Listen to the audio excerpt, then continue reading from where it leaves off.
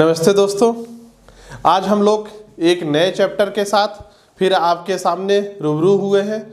चलिए आज हम लोग बात करेंगे नए चैप्टर को भारत का प्राकृतिक प्रदेश के बारे में, या भारत के भौतिक प्रदेश, या भारत के स्वरूप के आधार पर, संरचना के आधार पर, धरातल के संरचना और स्वरूप के आधार पर भारत को कितने भागों में बांटा गया है, इसी का आज हम लोग इसी का अवलोकन करेंगे। तो चलिए देखते हैं भारत का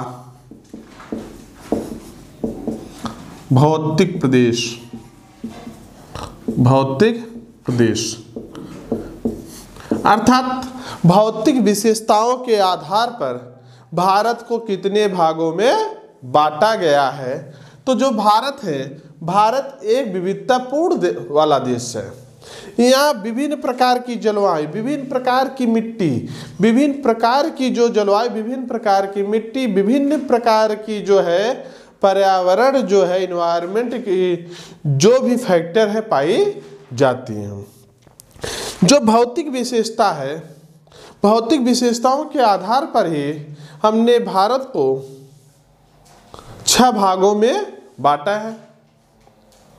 तो किसी भी किताब में 5 होगा, किसी किताब में 6 होगा, किसी किताब में 7 होगा। वह किताब के राइटर पर डिपेंड करता हो कितने भागों में बांटा है। कभी कभी जैसे जब 7 बांटते हैं पश्चिमी घाट और पूर्वी घाट को, वह जो है प्रायद्वीपीय पठार से अलग कर देते हैं, लेकिन यह गलत है क्योंकि वह प्रायद्वीपीय पठार का ही भाग है। और किसी में जो 5 मांगे हैं, जिसमें 5 मानते हैं, उसमें मरुस्थलीय भाग को नहीं लेते हैं। तो ये जो भौतिक संरचनाओं के आधार पर बांटा गया है, तो देखेंगे हमारे भारत के उत्तर की जो भौतिक विशेषताएं हैं, भारत के दक्षिणी भाग से, भारत के मध्य भाग से, भारत के पश्चिमी भाग से अलग है। तो ये जो संरचनाएं हैं, ये जो हमारे यहाँ भौतिक संरचना, जो विविधताएं पाई जाती हैं, इसी विविधता के आधार पर हम क्या है, भौतिक प्रदेश को बांटे हैं। और यह भी देखा जाता है कि उत्तर में देखे पर्वत हैं, मध्य भाग में मैदान पाए जाते हैं, पश्चिमी भाग पर मरुस्थल पाए जाते हैं, और दक्षिणी भाग पर पठार और छोटी छोटी पहाड़ियां पाई जाती हैं। और उत्तरी भाग पर देखे गया हिमाच्छादित जो हैं हिमनद हैं, घाटियां हैं, चौड़ी चौड़ी घाटियां पाई जाती हैं, और मध्य भाग में मैदानी क्षेत्र पाए जाते हैं। तो इन्हीं विशेषताओं के आधार पर भारत को 6 भागों में या 5 भागों में या 7 भागों में वर्गीकृत किया गया। लेकिन हम आपको जो बताएंगे वह भारत को 6 भागों में वर्गीकृत किया गया है। तो देखते हैं देश के 10.6% भाग पर या क्षेत्र पर पर्वत, 18.5% भाग पर पहाड़ और 27.7% भाग पर जो है वह पठार एवं 43.2% भाग पर या क्षेत्र पर मैदान विस्तृत है। मैदान विस्तृत है। तो देश के कुल अगर 100% भाग पर देखा जाए तो 10.6% क्षेत्र पर पर्वत विस्तृत है, और 18.5% पर पहाड़ विस्तृत है, 27.7% पर पठार विस्तृत है, और 43.2% भाग पर मैदान विस्तृत है। भारत की अगर बात किया, और भारत की अगर बात किया जाए, भारत जो है भारत की मुख्य भूमि के उत्तर में, भारत के मुख्य भूमि के उत्तर में बात किया जाए, यह हिमालय पर्वत हिमालय पर्वत में हिमाच्छादित शिखर, हिमनद, गहरे या विस्तृत खंड एवं विस्तृत घाटियां फैली हैं। विस्तृत घाटियों की बात किया जाए और इसी मध्य भाग की बात किया जाए तो मध्य भाग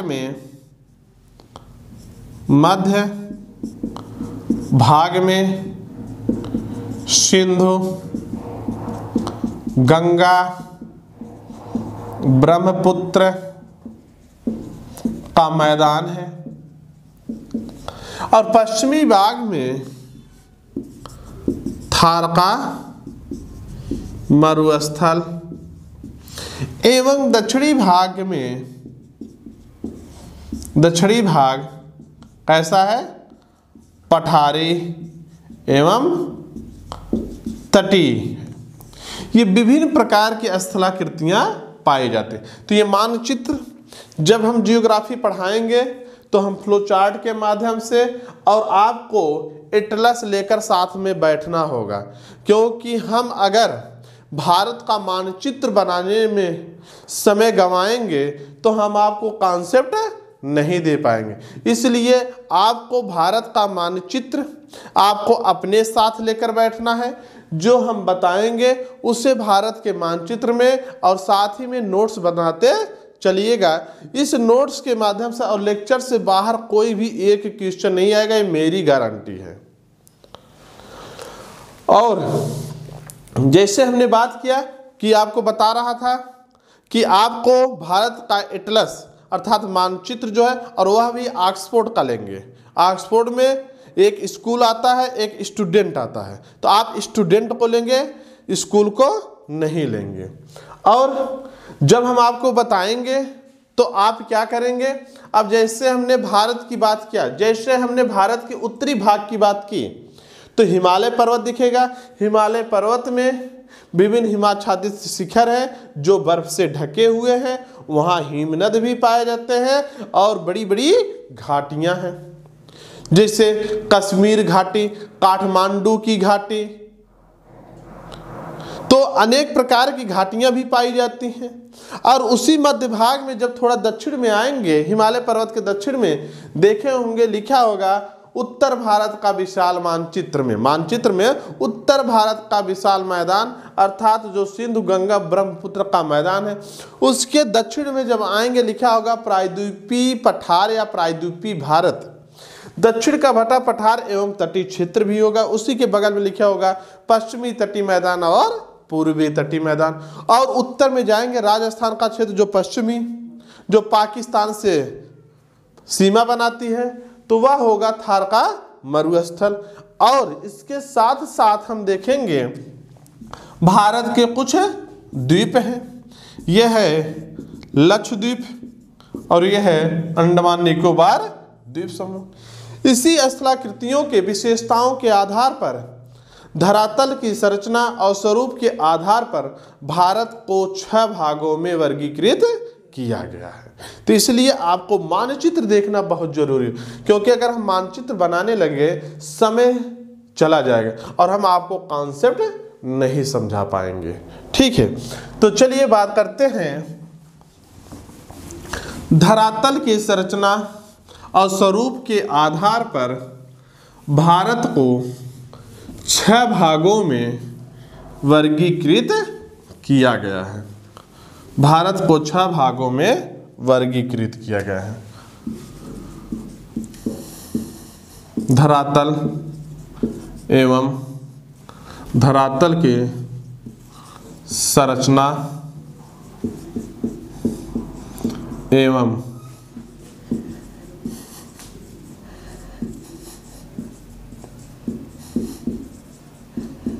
स्वरूप के आधार पर भारत को 6 भागों में वर्गीकृत किया गया है।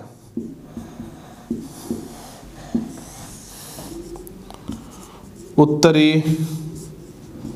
पर्वतीय क्षेत्र, उत्तरी पर्वतीय भाग, इसे प्रदेश लिखेंगे, प्रदेश, हिमालय पर्वत प्रदेश,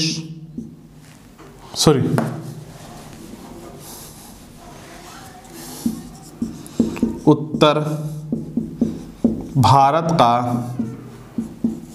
विशाल मैदान,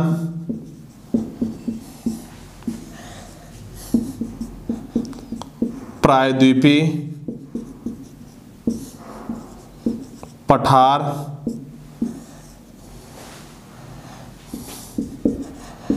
मरुस्थलीय प्रदेश, मरुस्थलीय प्रदेश, तटीय मैदान और द्वीप समूह। तो देखा गया 6 भागों में बांटा गया।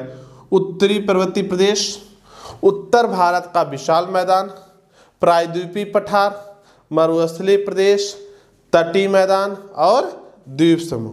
तो ये 6 भागों में वर्गीकृत किया गया। सबसे पहले हम क्या देखेंगे उत्तरी पर्वतीय प्रदेश के बारे में हम लोग चर्चा करेंगे। उत्तरी पर्वतीय प्रदेश को भी 3 उपभागों में या 3 खंडों में बांटा गया, 3 खंडों में बांटा गया या वर्गीकृत किया गया, 3 खंडों में बांटा गया। इसे ट्रांस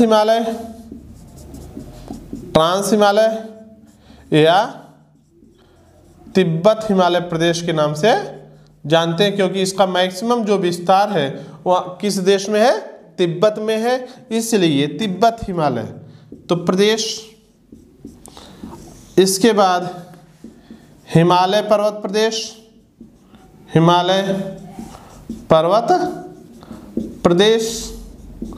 इसके बाद हम चर्चा करेंगे पूर्वांचल की पहाड़ियाँ, पूर्वांचल की पहाड़ियाँ। तो ट्रांस हिमालय में हम जो चर्चा करेंगे कारा कोरम श्रेणी, लद्दाख श्रेणी, लद्दाख श्रेणी और जास्कर श्रेणी, लद्दाख श्रेणी और जास्कर श्रेणी। कई बार ये उत्तर से दक्षिण की ओर है, यह उत्तर से दक्षिण की ओर है। हिमालय पर्वत में हम पर्वत प्रदेश में चर्चा करेंगे बृहद हिमालय, बृहद हिमालय, लघु हिमालय, लघु हिमालय और शिवालिक हिमालय, शिवालिक हिमालय, लघु हिमालय और शिवालिक। पूर्वांचल के पहाड़ियों के अंतर्गत जो चर्चा करेंगे पटकोई बूम, पटकोई बूम, नागा की पहाड़ियाँ, नागा की पहाड़ियाँ और है मिजो की पहाड़ियाँ, मिजो की पहाड़ियाँ। इतना हम चर्चा करेंगे, ठीक। तो उत्तरी पर्वतीय प्रदेश के पहले हम चर्चा करेंगे। तो ये 3 उपखंडों में हमने बांट दिया, ट्रांस हिमालय या तिब्बत हिमालय प्रदेश, और इसको जो है काराकोरम श्रेणी, लद्दाख श्रेणी और जास्कर श्रेणी में भी बांट दिया। तो ये जो है उत्तर से दक्षिण है, इनकी जो अवस्थिति है कैसे है, उत्तर से दक्षिण की ओर है, उत्तर से दक्षिण की ओर। और हिमालय पर्वत प्रदेश ये भी उत्तर से दक्षिण की ओर, उत्तर से दक्षिण की ओर। अगर उत्तर से दक्षिण की ओर अगर पूछा जाए तो आप कैसे बनाएंगे, ये आपका हो गया ट्रांस हिमालय, ट्रांस हिमालय। इसके बाद ये हो जाएगा आपका बृहद हिमालय, ये आपका जो हो जाएगा लघु हिमालय, लघु हिमालय, और ये हो गया आपका शिवालिक हिमालय, शिवालिक हिमालय। तो उत्तर से दक्षिण की ओर, उत्तर से दक्षिण की ओर सबसे उत्तर में क्या है? ट्रांस हिमालय, बृहद हिमालय, लघु हिमालय और शिवालिक हिमालय। यह उत्तर से दक्षिण की ओर है। अब हम चर्चा करेंगे उत्तरी पर्वतीय प्रदेश का। आइए मानचित्र के माध्यम से, फ्लो चार्ट के माध्यम से हम समझने का प्रयास करेंगे।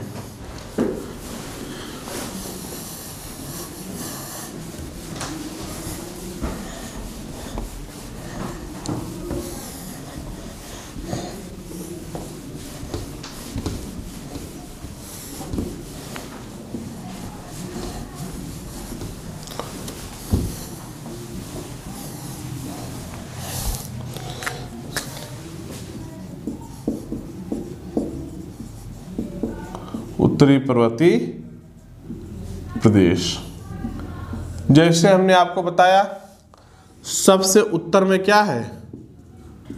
ट्रांस हिमालय। अब देखिएगा जो मानचित्र एटलस में दिया है वह ट्रांस हिमालय सबसे उत्तर में होगा, उसके बाद बृहद हिमालय। लेकिन हम इधर देख रहे हैं, अभी आपको लिख देंगे, ये क्या है? बृहद हिमालय, बृहद हिमालय। इसके बाद ये है लघु हिमालय, फिर शिवालिक हिमालय, शिवालिक हिमालय। इसके बाद लास्ट है उत्तर भारत का विशाल मैदान। इससे क्यों लिख रहे हैं अभी हम आपको समझाएंगे। उत्तर भारत का विशाल मैदान ये किधर से है? उत्तर से दक्षिण, इतना याद रखिए, इसीलिए लिख भी दे रहे हैं। सबसे उत्तर में क्या है? ट्रांस हिमालय, फिर बृहद हिमालय, फिर लघु हिमालय, फिर शिवालिक हिमालय, फिर उत्तर भारत का विशाल मैदान। चलिएगा, तो ये हम देखेंगे ट्रांस हिमालय और बृहद हिमालय को अलग करने वाली संरचना क्या है। तो ट्रांस हिमालय और बृहद हिमालय को अलग करने वाली संरचना का नाम है ITS-Z, Indus Tsangpo suture suture zone. Hindi में कहते हैं Sindhu Tsangpo suture suture zone. तो सिंधु ITS-Z जो है संरचना है वह ट्रांस हिमालय और बृहद हिमालय को क्या करती है? अलग करने वाली संरचना है। बृहद हिमालय और लघु हिमालय को अलग करने वाली संरचना का नाम है MCT, मेन सेंट्रल थ्रस्ट, अलग करने वाली संरचना। लघु हिमालय और शिवालिक हिमालय को अलग करने वाली संरचना है MBF, main boundary fault, main boundary fault. Shivalik और उत्तर भारत के विशाल मैदान को अलग करने वाली संरचना क्या है? HF, हिमालयन फ्रंटल फॉल्ट,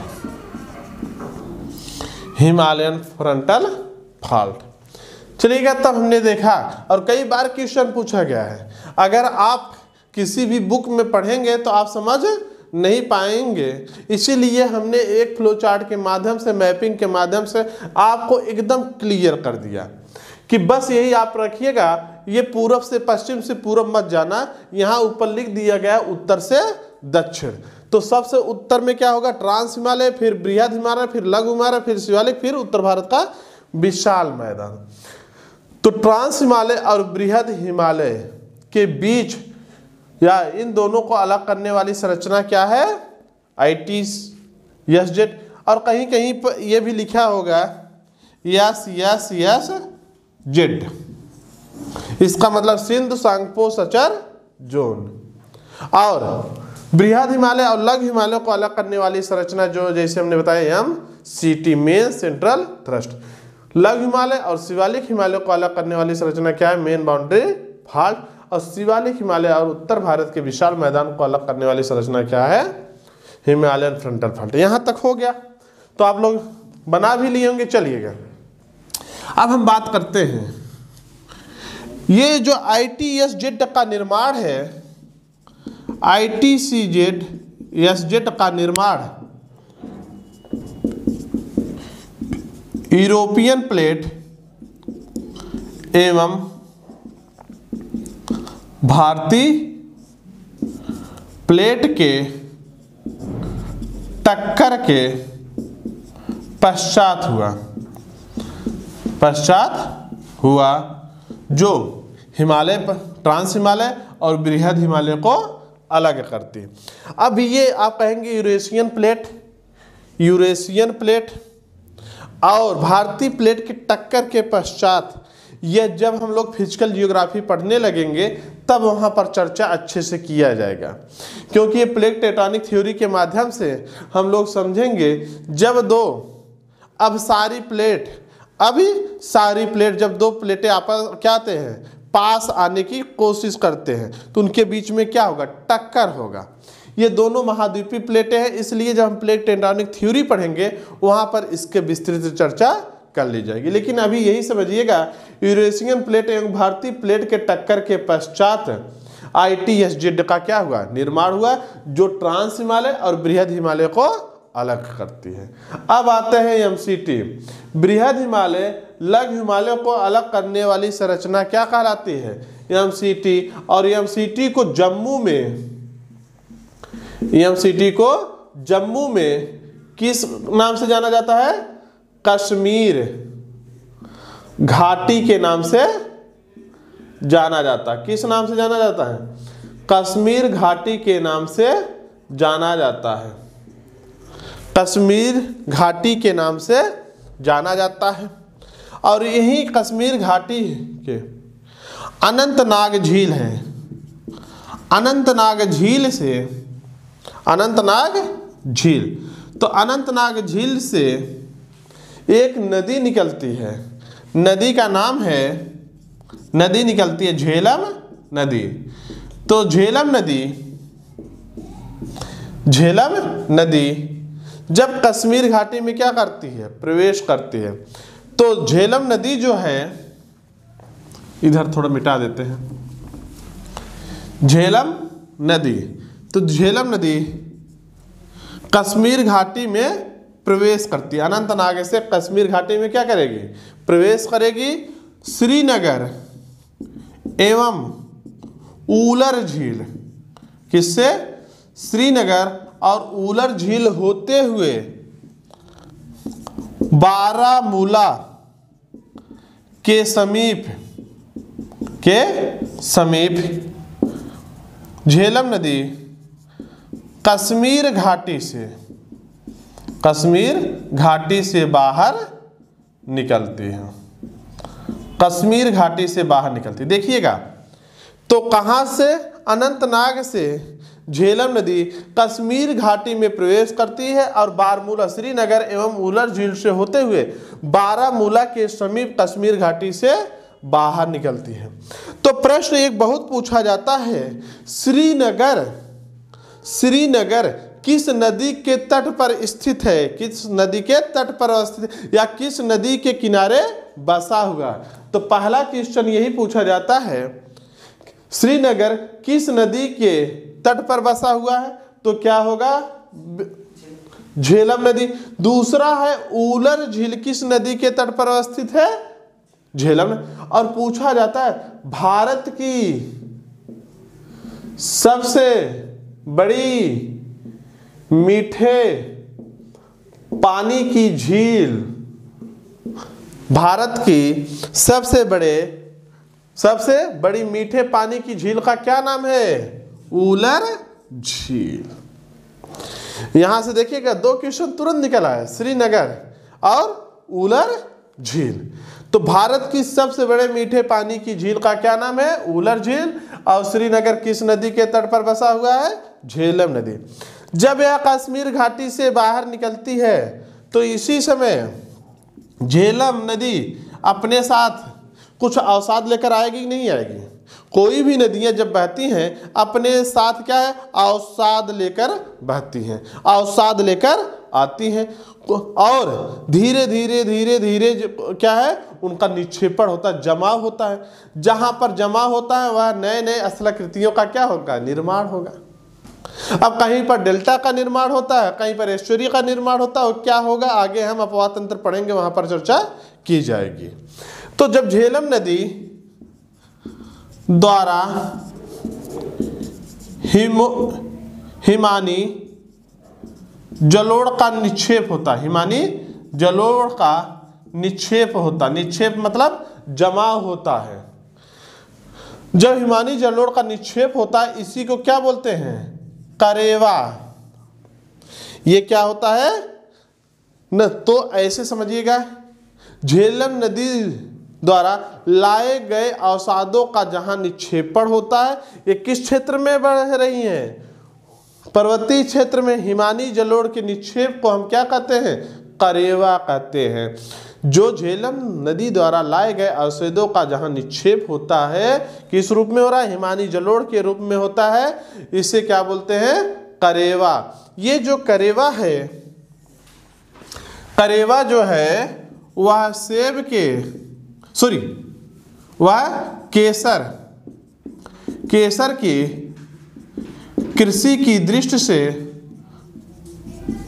दृष्टि से महत्वपूर्ण माना जाता है। अर्थात जो करेवा है, करेवा केसर की कृषि के लिए जाना जाता है। तो प्रश्न कई बार आया, करेवा क्या है? करेवा क्या है? कई बार पीसीएस में क्वेश्चन पूछा गया। तो झेलम नदी द्वारा लाए गए अवसादों का निक्षेप है, या विकल्प में यह होगा, या दूसरा विकल्प में क्या हो सकता है? हिमानी जलोढ़ का निक्षेप है। और यह पूछा जाता है करेवा किस कृषि के लिए या किस खेती के लिए जाना जाता है? किस कृषि के लिए जाना जाता है? केसर के लिए जाना जाता है, केसर के लिए जाना जाता है। तो हमने देखा कि बृहद हिमालय और लघु हिमालय को अलग करने वाली संरचना कौन सी थी? मेन सेंट्रल थ्रस्ट, जिसे हम जम्मू कश्मीर में, जम्मू और लद्दाख 2 अलग केंद्र शासित प्रदेश हो गए। जम्मू में अब कश्मीर घाटी के नाम से जाना जाता है। और यहीं पर इसी कश्मीर घाटी में कौन सी नदी प्रवाहित होती है? झेलम नदी। और किस तट पर? श्रीनगर से और उलर झील से होते हुए बारमूला के समीप यह कश्मीर घाटी से बाहर निकलती है और वहीं पर हिमानी जलोढ़ का निक्षेप होता है, जिसे हम करेवा कहते हैं। करेवा जो है केसर की कृषि के दृष्टि से महत्वपूर्ण माना जाता है। अब लघु हिमालय और शिवालिक हिमालय, तो लघु हिमालय और शिवालिक हिमालय को अलग करने वाली संरचना कौन सी है? Main boundary fault. और शिवालिक हिमालय और उत्तर भारत के मैदान को अलग करने वाली संरचना क्या है? Himalayan frontal. तो ये देखेंगे उत्तर भारत के विशाल मैदान का निर्माण कैसे हुआ।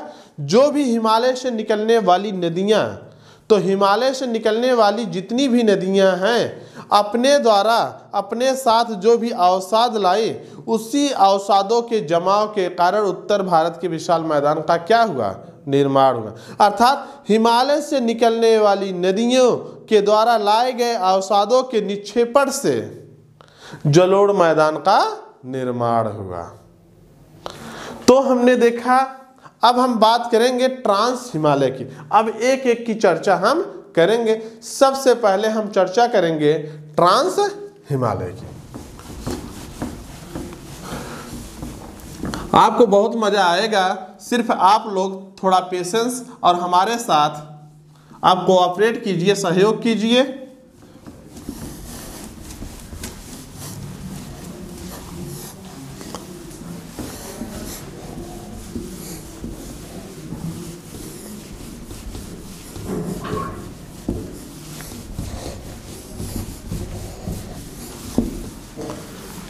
चलिएगा, ट्रांस हिमालय,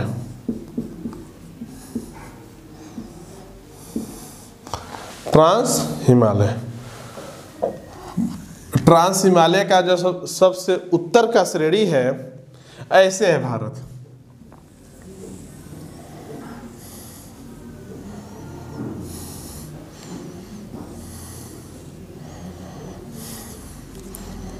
देखेंगे ये जो भाग है ये क्या है, काराकोरम श्रेणी।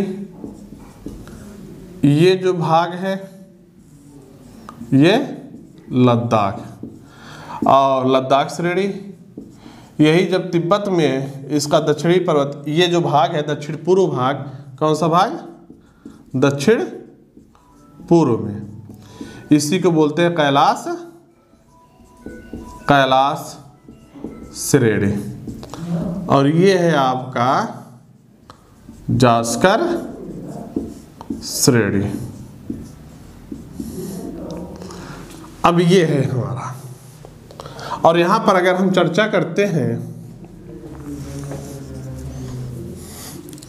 सबसे उत्तर में क्या है, काराकोरम श्रेणी, काराकोरम श्रेणी। फिर क्या है, लद्दाख श्रेणी, लद्दाख श्रेणी। इसके बाद सबसे दक्षिण में है जो है जास्कर श्रेणी, जास्कर श्रेणी। तो इसे कैसे लिखेंगे, उत्तर से दक्षिण की ओर,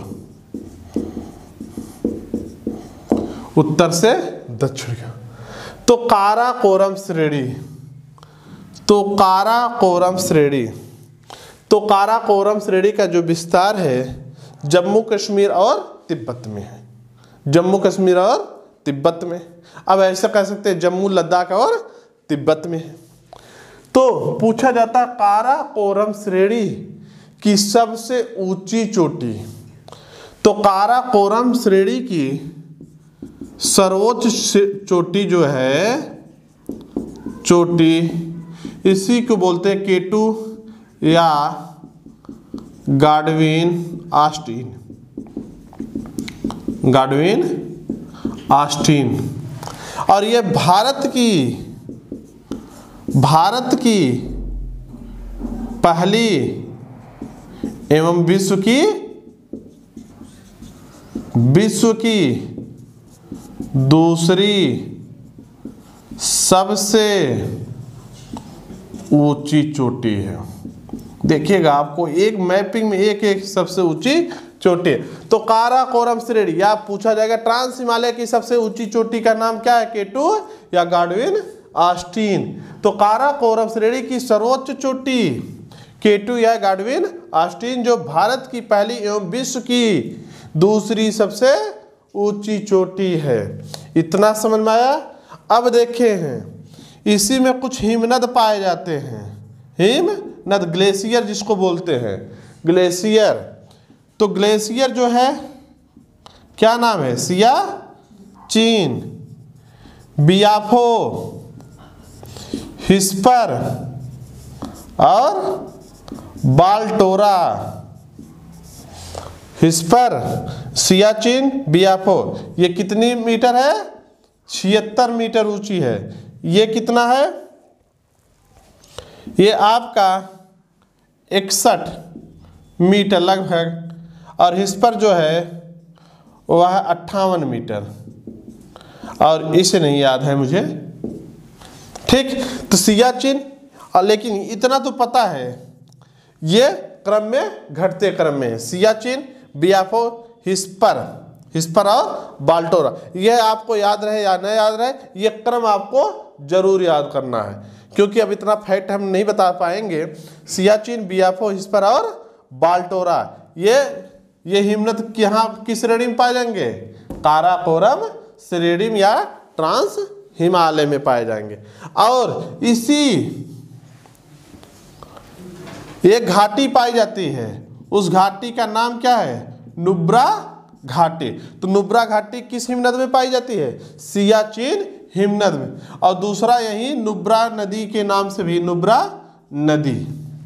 तो ये देखा गया।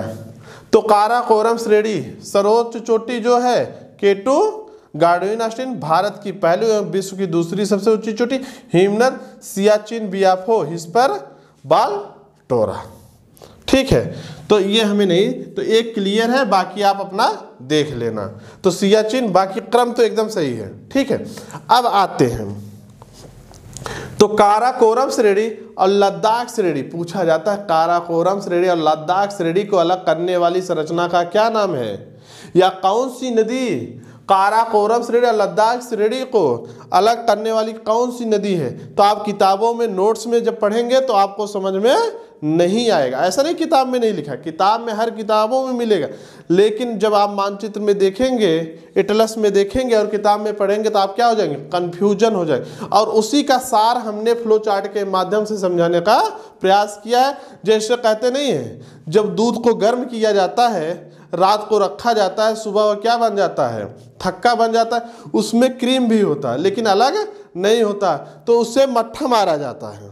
मट्ठे के द्वारा उसको क्या किया जाता है? चलाकर उससे क्रीम बाहर निकाल लिया जाता है। तो आपको मट्ठे की जरूरत नहीं पड़ेगी, आपको क्रीम मिल गया है। अब मानचित्र को एटलस के माध्यम से आप देखकर आप पढ़ जाइएगा और एक भी क्वेश्चन गलत नहीं होगा, क्योंकि भारत के जो प्राकृतिक प्रदेश से किसी भी एग्जाम में भारत से लगभग 2 से 3 क्वेश्चन, मिनिमम 2 से 3 क्वेश्चन आना ही आना है। तो हमने देखा, अगर काराकोरम श्रेणी के नाम से एक दर्रा भी है। अगर हम दर्रे की बात करें, दर्रे की, तो काराकोरम श्रेणी में कौन कौन से दर्रा पाया जाता है? तो पहला दर्रा क्या है? काराकोरम दर्रा। दूसरा क्या है? लानक ला दर्रा। तीसरा क्या है? कोनेला दर्रा। और इसके बाद केपसांग दर्रा। ये जितनी भी दर्रा पाए जाते हैं सब किस श्रेणी में पाए जाएंगे? काराकोरम श्रेणी में। ये देखिएगा, ये आपको क्रीम दे दिया गया, ये आपको किताबों में वैसे मानचित्र में मिल जाएगा, लेकिन ये नहीं बताया जाएगा किस श्रेणी में अवस्थित है। अब चलिए नेक्स्ट बात करते हैं। काराकोरम श्रेणी और लद्दाख श्रेणी को जो अलग करने वाली नदी है, जिस नदी के कारण दोनों विभाजित होते हैं, तो हम सिंधु, अब सिंधु नहीं है, सिंधु की सहायक नदी है। सिंधु की सहायक नदी का नाम क्या है? श्योक नदी। श्योक नदी।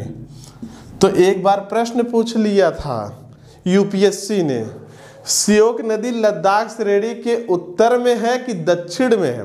तो आप ये बताइए, जब ये अलग करने वाली संरचना है तो ये काराकोरम श्रेणी और लद्दाख श्रेणी के बीच में होगा, तो इसका कहने का तात्पर्य है यह लद्दाख श्रेणी के किस सर होगी? उत्तर में होगी, क्योंकि हम ऐसे पढ़ रहे हैं, ये काराकोरम श्रेणी है, ये लद्दाख श्रेणी है। उत्तर से दक्षिण चलिएगा, ये पूर्व से पश्चिम में चलिएगा।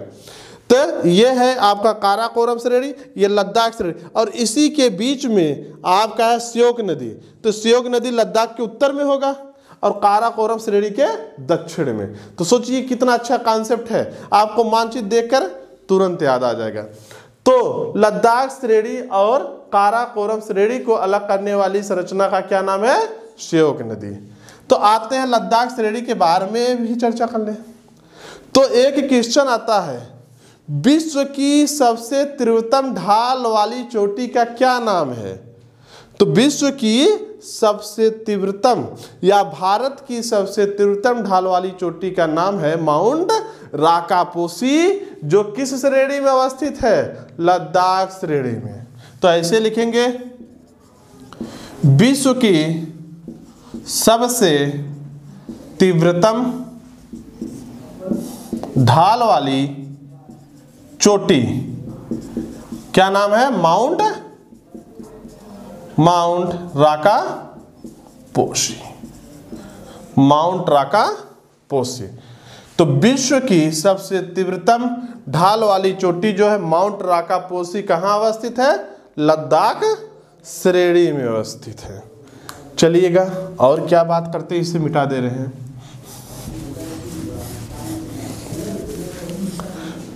तो विश्व की इसी में यह हो गया।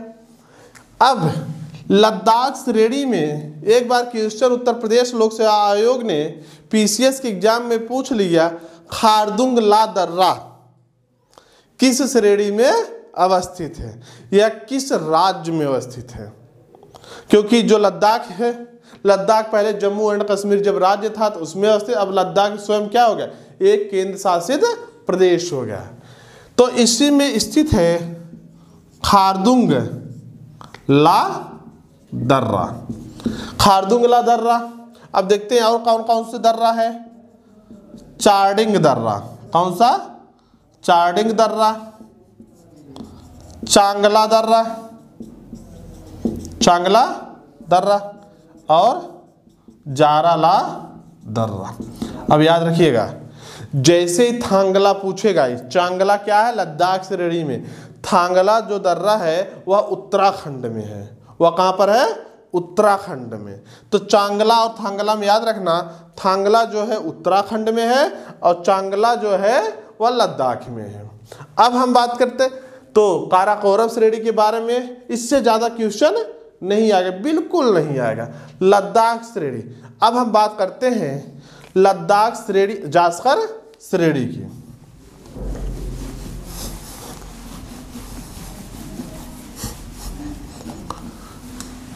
लद्दाख श्रेणी और जास्कर। तो प्रश्न पूछा जाता है, लद्दाख श्रेणी और जास्कर श्रेणी को अलग करने वाली संरचना का नाम, अर्थात कौन सी ऐसी संरचना है जो लद्दाख श्रेणी और जास्कर श्रेणी को अलग करती है। वो कौन सी नदी है, सिंधु नदी। सिंधु नदी। इसका तात्पर्य यह है, सिंधु नदी जो है वह लद्दाख श्रेणी के दक्षिण में और जास्कर श्रेणी के उत्तर में अवस्थित है। और जास्कर श्रेणी के बारे में कहा जाता है, इसकी जो उत्पत्ति है और संरचनाएं हैं, अर्थात इसकी जो विशेषताएं हैं वह जो है बृहद हिमालय से मिलती हैं। लेकिन भौगोलिक दृष्टि से अगर बात किया जाए, ये किसका भाग है, ट्रांस हिमालय का। तो उत्पत्ति एवं संरचना के दृष्टि से किसका भाग है, बृहद हिमालय का, बृहद हिमालय का। लेकिन भौगोलिक स्थिति, भौगोलिक दृष्टि से किसका भाग है ये, ट्रांस हिमालय का। चलिएगा, एक बात यही हम लोग समझने का प्रयास करेंगे। हमने कहा था ट्रांस हिमालय और बृहद हिमालय को अलग करने वाली संरचना कौन थी, ITS-Z, Sindhu Tsangpo suture zone.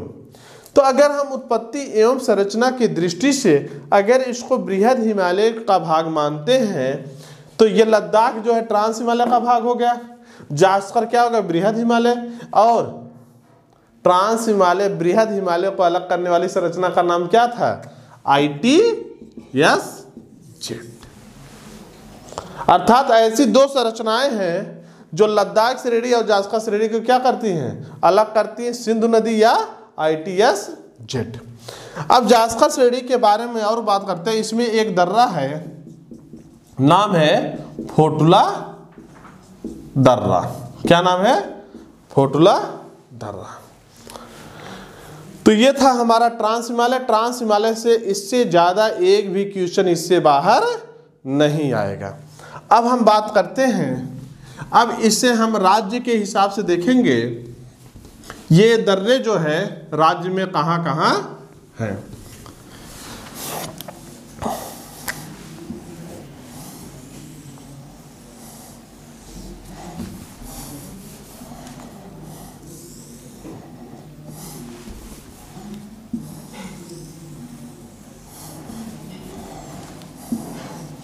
ये क्या होगा, हिमाचल प्रदेश, ये पंजाब, ये क्या होगा, जम्मू एंड कश्मीर।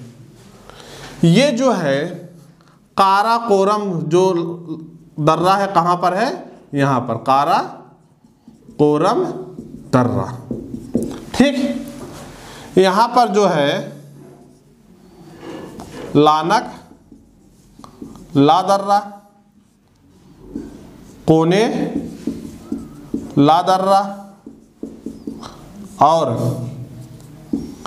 केपसांग दर्रा, केपसांग दर्रा। और ये किसका भाग है हमने बताया था, ये जो चारों हैं ये काराकोरम श्रेणी के अंतर्गत, श्रेणी, तो ये काराकोरम श्रेणी के हैं। और इसके बाद आता है चार्डिंग, चार्डिंग ला दर्रा, इसके बाद चांगला दर्रा, चांगला दर्रा, फिर जाराला दर्रा। ये किसके हैं, लद्दाख श्रेणी के, लद्दाख श्रेणी। इसके बाद जास्कर श्रेणी की अगर बात किया जाए, जास्कर श्रेणी क्या है, फोटुला, फोटुला दर्रा। ये जितने भी दर्रा है भारत और चीन की क्या बनाते हैं, सीमा पर स्थित हैं। कहाँ पर स्थित है, भारत और चीन की सीमा पर अवस्थित है। तो देखिएगा हम लोग फ्लो चार्ट के भी माध्यम से देखे और राज्यों में कैसी अवस्थिति है उसके भी माध्यम से हमने चर्चा कर लिया। तो आज हम यही रोकते हैं ट्रांस हिमालय को, कल हम लोग चर्चा करेंगे बृहद हिमालय को। और आप लोग मानचित्र के साथ पेन और कॉपी और मानचित्र जब जियोग्राफी पढ़ेंगे, ये तीन चीजें आपके पास आवश्यक रूप से, अनिवार्य रूप से होना अनिवार्य है। धन्यवाद।